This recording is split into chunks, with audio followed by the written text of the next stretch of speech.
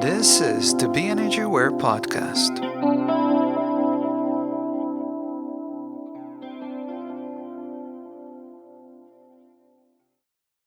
Enlightenment. Is it just some theory of self-actualization, or is it something that's supposed to be applied on a daily basis when living our life? In this week's episode, my guest is Lachlan Stewart. During our interesting conversation, Lachlan and I stumble upon the term practical enlightenment. What does it really mean, and how does it relate to empaths and highly sensitive people? Have a listen and let me know what you think. I think empath, highly sensitive. I mean, just the connotation of the word sensitive in our culture is a bad thing, you know. And it sounds to me like you've gone through that healing journey of realizing you're highly sensitive and empathic and all those things, which I think is really important because we're not taught that, and we might think we're weird and different and the black sheep kind of.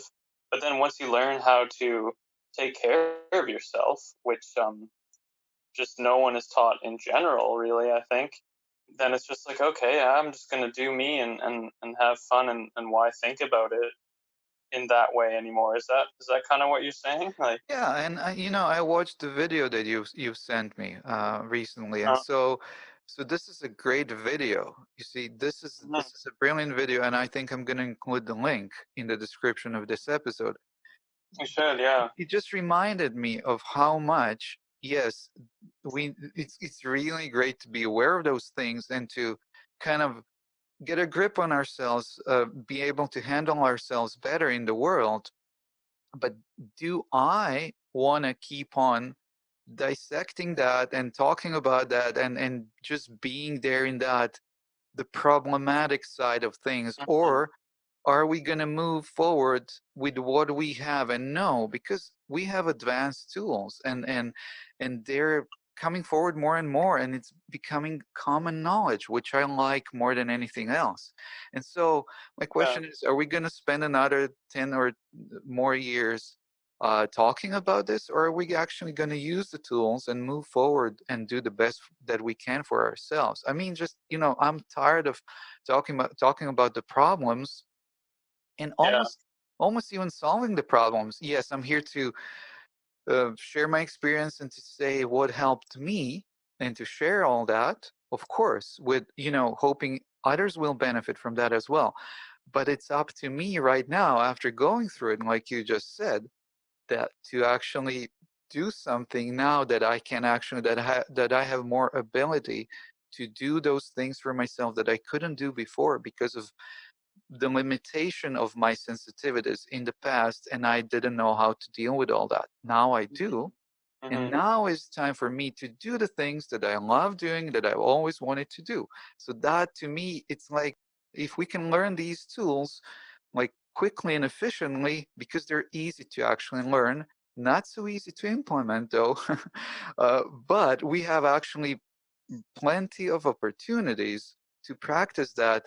And actually, with the new generations coming and the world changing the way it is, I think there might be much, much quicker progress overall with all these things. And then we might actually, more and more people might actually get to live the kind of life they've always wanted to live or dreamed of, maybe even sooner than we, all of us, think. Yeah. I mean, I'm certainly with you that I'm sick of resisting my sensitivities all the time and seeing it as a problem. I still often hate the fact that I am so sensitive. I know I have all the tools I need, but maybe my life still, I feel like trying to fit in with just the 9 to 5 job and stuff like that um is too much for me, and I find it hard to manage even with all the tools. It's like it takes time for self-care, and working 40 hours a week, for me right now, it doesn't feel like there's just enough time for that. And so I wish, sometimes, well, it seems ridiculous now that I actually put it into words, that I wasn't so sensitive and everything, because then I could just be unaware of these things and be fine, quote unquote. All these things would still be happening, but I just wouldn't be aware of them. So as you can see, I'm still kind of caught in the limitations of it. And it's practical stuff. It's like, for example, we were about to talk on my laptop and I had to charge it at the same time, which I really don't like because I'm super sensitive to electromagnetic frequencies. And when the laptop's actually plugged in while I'm using it, that's even more draining. So I have like my like laptop pad that protects me from the radiation, and I have like my necklace that protects me from the radiation. But it's stuff like that I have to watch. I just can't spend so much time on my phone and my computer because it's so draining. Another thing is that I really like playing guitar and like classic rock and like electric guitar, and it's kind of like a dream of mine to be in a band and really good at that. But I've tried it before, and once you add the drums in there, then you got to turn the guitars up so much, and then it's just like way too overstimulating. I literally don't think I have.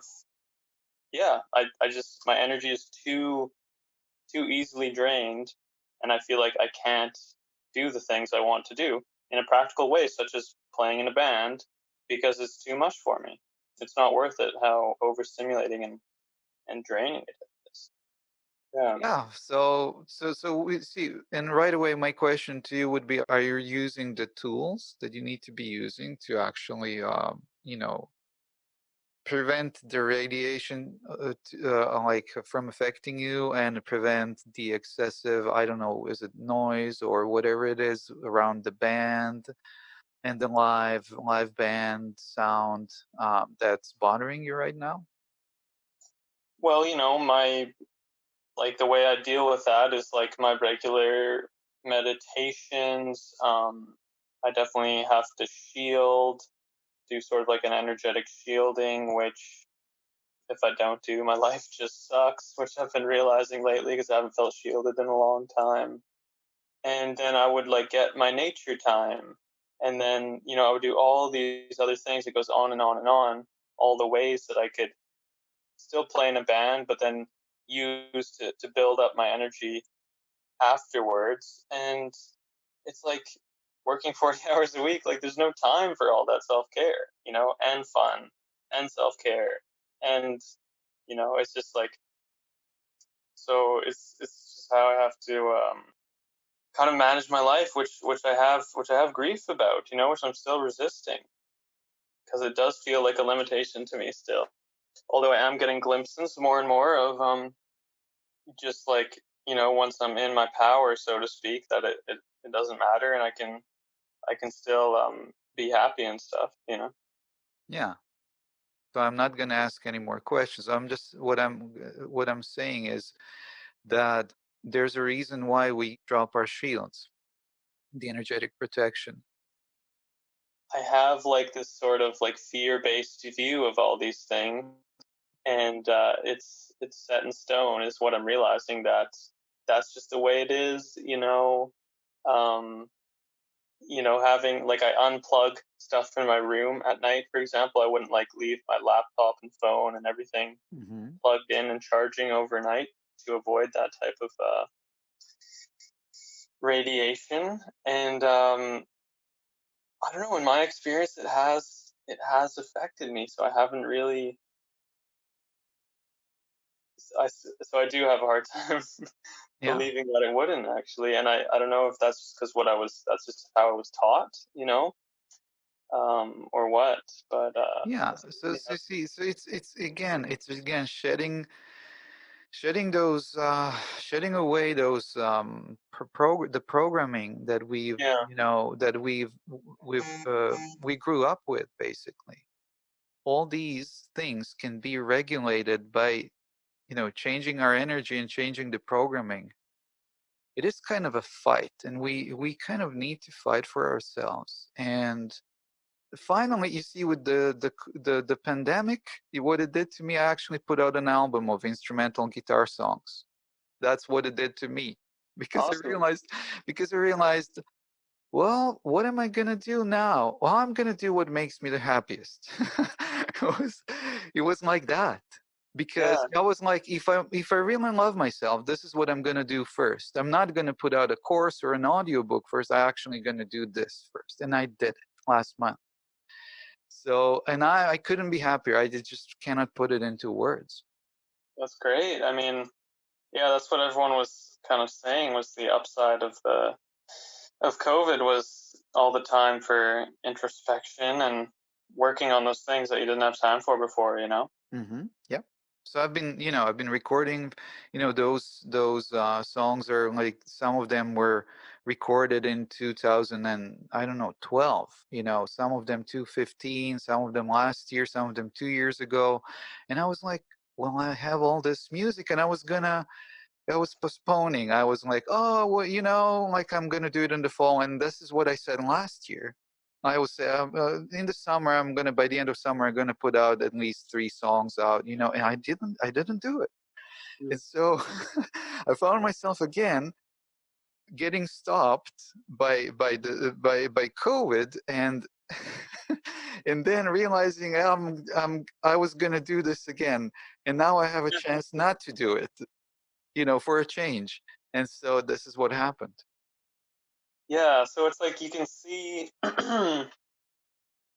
those times you made the decision not to as kind of like a fight, like what we're talking about, or like an opportunity, you know?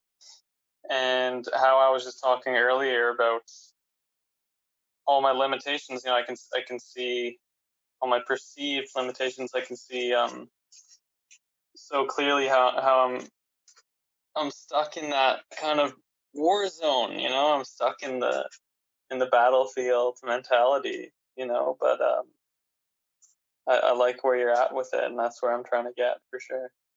Yeah, I mean, it takes time. It takes a lot of work. It takes time, but what I can tell you is it's worth it.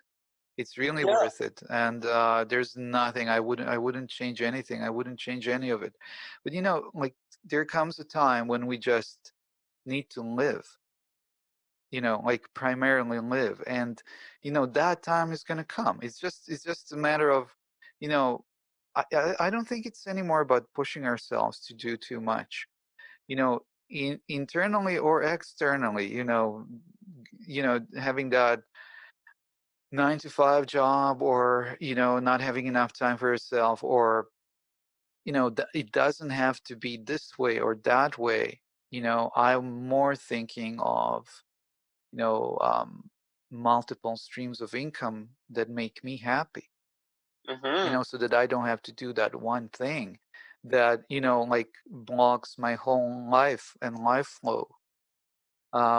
So this is where I'm at with everything, after everything I've gone through, because I'm also realizing that with my day job is, it's, yeah, great, but I am quite independent. I'm quite, there's a certain freedom that comes with it, but it's just not it's not how I want my life to be, how I want to live. So I have to ask myself questions.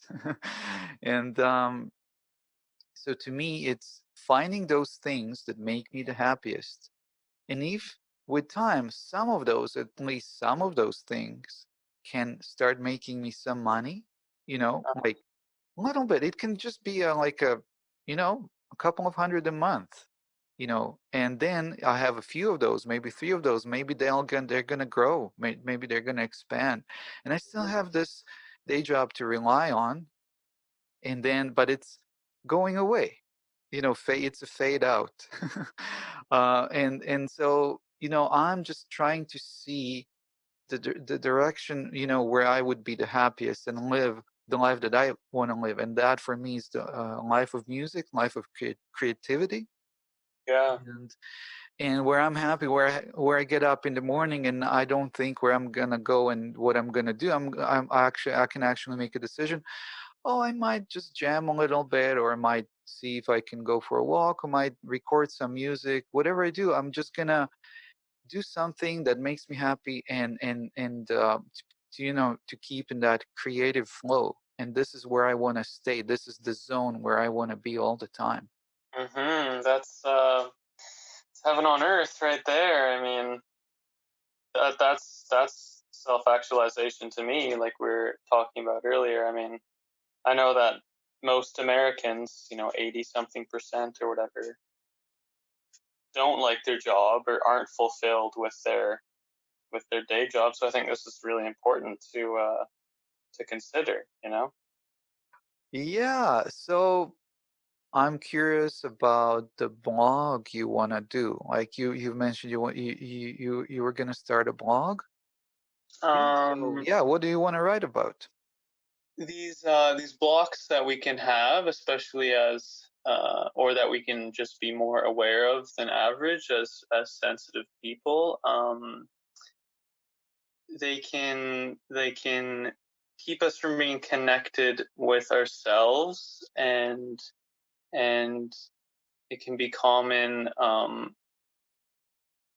for this to cause disassociation when you don't have a strong center, strong sense of self, a strong purpose, which might keep you from like living life to the fullest. And you can kind of one of the common dynamics for empaths is being overwhelmed by other people, not having proper boundaries, and kind of losing themselves, losing their sense of self, literally in groups or in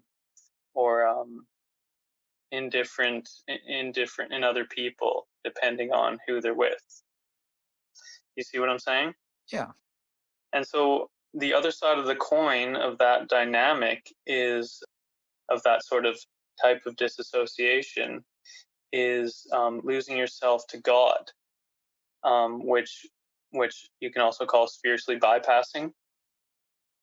A lot of so-called spiritual people are wounded, and it's their suffering that's led them to spirituality as a in an attempt to find healing. And so I think that was a blessing for me, in that after I kind of um, got through some with some help, some like kind of culty situations and like false teachers, you could say, it led me to a really authentic Buddhist master who is, like, I believe, one of the most enlightened people on the planet, which I mean in the Buddhist sense of the word, like truly like a sublime being, who started out just like not that way. He wasn't born enlightened, but I have a lot of devotion for this Buddhist teacher of mine, because he was raised in Tibet, and then the Chinese invaded Tibet, and he was in a prison camp, Chinese labor camp, for 20 years, and it was that battlefield and that suffering that led him to his awakening. And so I had the opportunity to meet this teacher last year. Got to meet him a few times. He was on a West Coast tour, teaching in Vancouver and Seattle from his home center in Arizona. And anyways, it was just amazing to meet this enlightened being. Truly, it's like just being in his presence. It was like the dream like the dream-like nature of reality was revealed just by being in this sort of aura. It was quite something. And ever since then, I've been really interested in sort of Buddhism, studying that a lot for the past year. I did a psychology degree. I've always been interested in conscious dynamics, and I'm hopefully going to do a master's program in psychotherapy. So I have a lot of thoughts about these things and how they combine, and just the human experience. So I'm starting a blog to write about some of these things. It's going to be called Monk Mind. That's wonderful. Yeah, I like hearing that. It's just a way for me to journal, basically. But Yeah. then I can also share it with people, Mhm. whatever it is I find interesting. Yeah, and when we're on the subject of highly sensitive, just your opinion on that, highly sensitive empaths and so on. Is there really any difference in your opinion there? I don't think there's a difference. I think no, I don't think there's a difference really. I think they're the same thing. It's kind of the spectrum of they're all on sort of they all kind of point to this sort of like spectrum of sensitivity that people seem to have. I think empath though kind of connotes more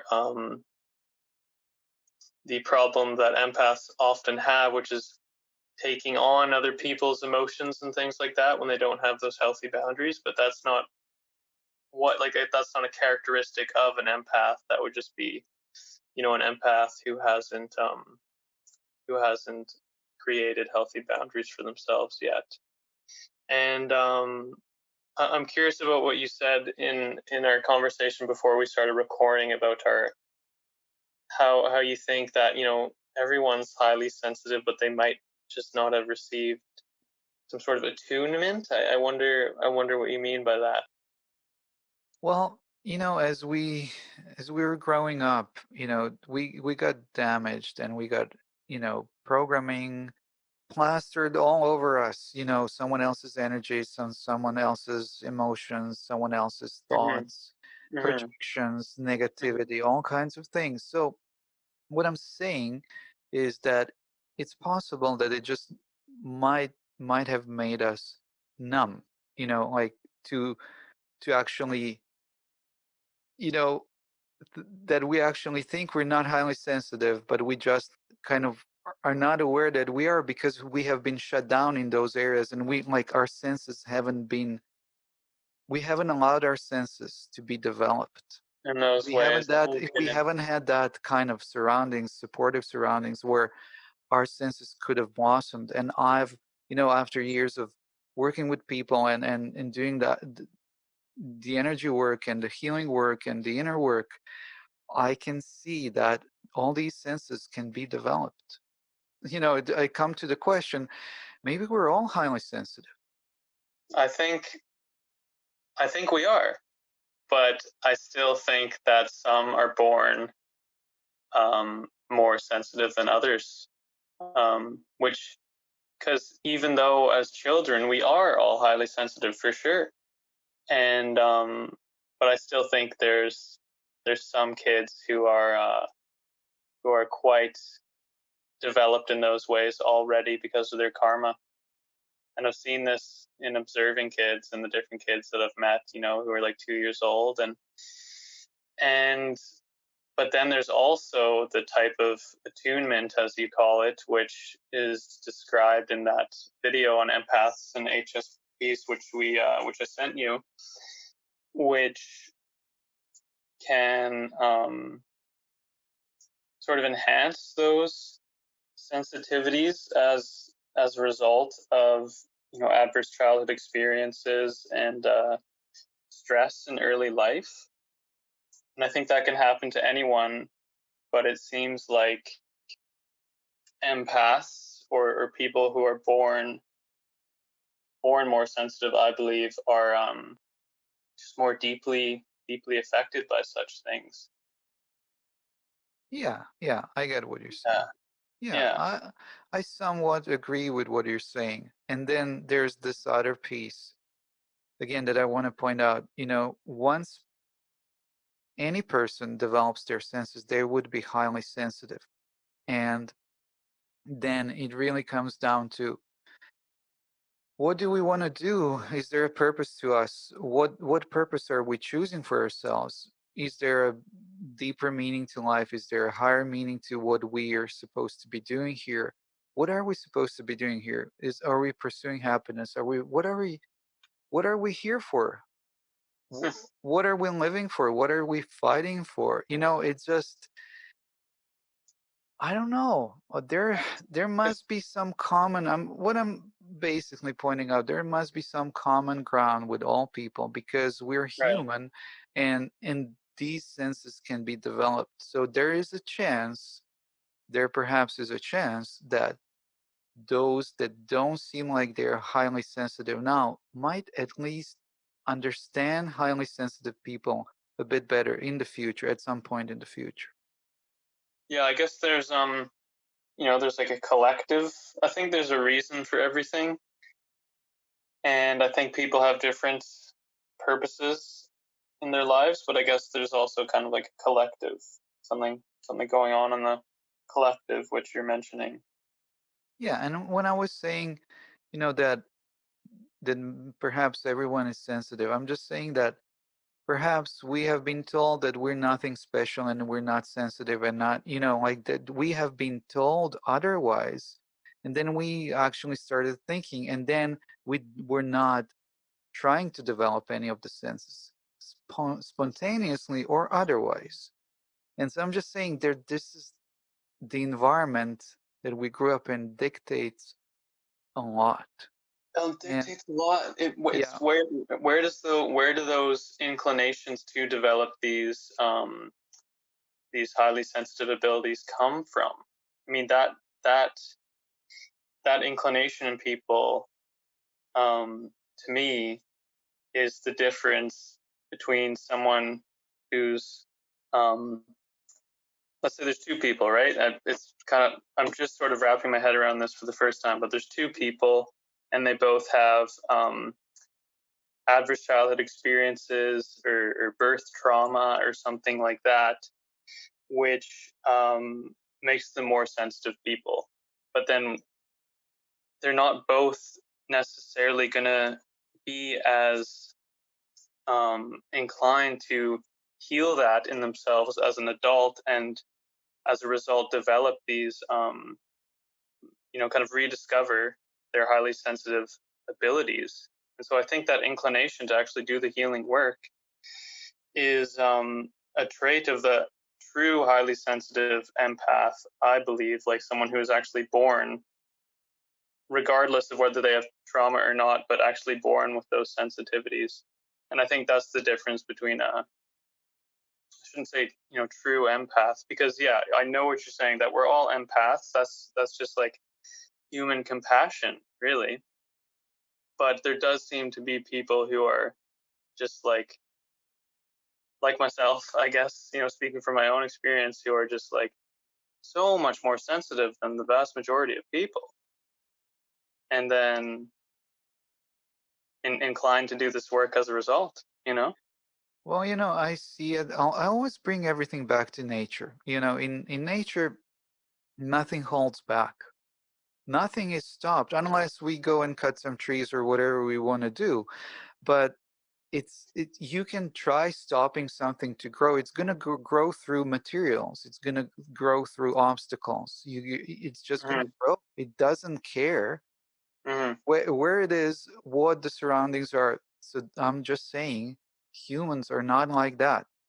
Humans are, because of this, the very fact that they have been stopped. Some of us have been stopped, and maybe not acknowledging or not seeming like we are sensitive, is because we have been stopped, and that blocked us, that shut us down.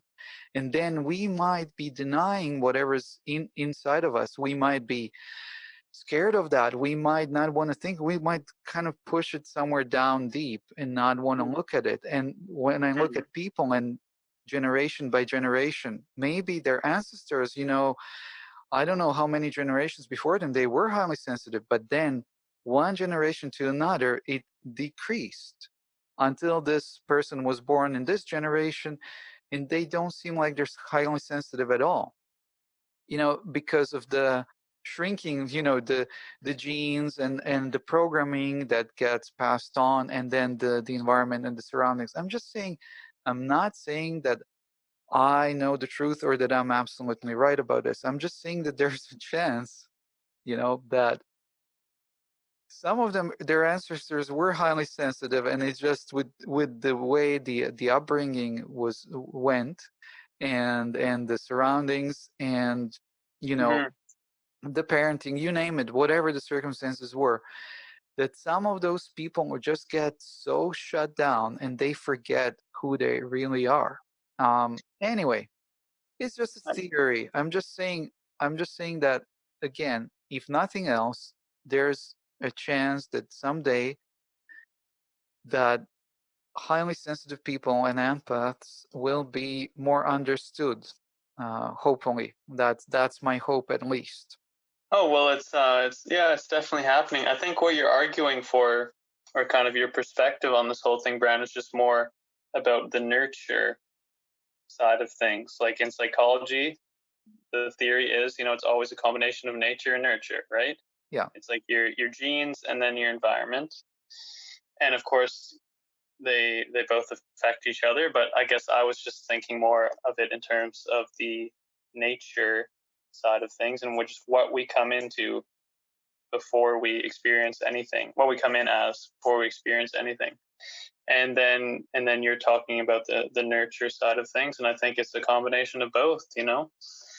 um I know Dr. Judith Orloff. She's like a UCLA psychiatrist who's written a bunch of books, including the Empath Survival Guide. She like specializes in treating empaths, and that was how I learned the word, was from her work actually. And that was quite liberating to realize she had a Facebook group with like thousands of other people that had similar issues as me. So it's people like her and you who are popularizing it. Well, I don't know how we would sum up the theme of this talk. I don't know what the theme is anymore. Practical enlightenment, I guess. Yeah, it's an interesting conversation. I'm really enjoying it. I think we could go on for days. We just don't have that time. Yeah, Yeah. but happy to talk again in the future. It's Yeah. always fun and interesting. Thank you so much, Lachlan, for this conversation. It's been great talking with you. Sounds great, Bran. All right, appreciate hearing your practical enlightenment in action. Thanks again.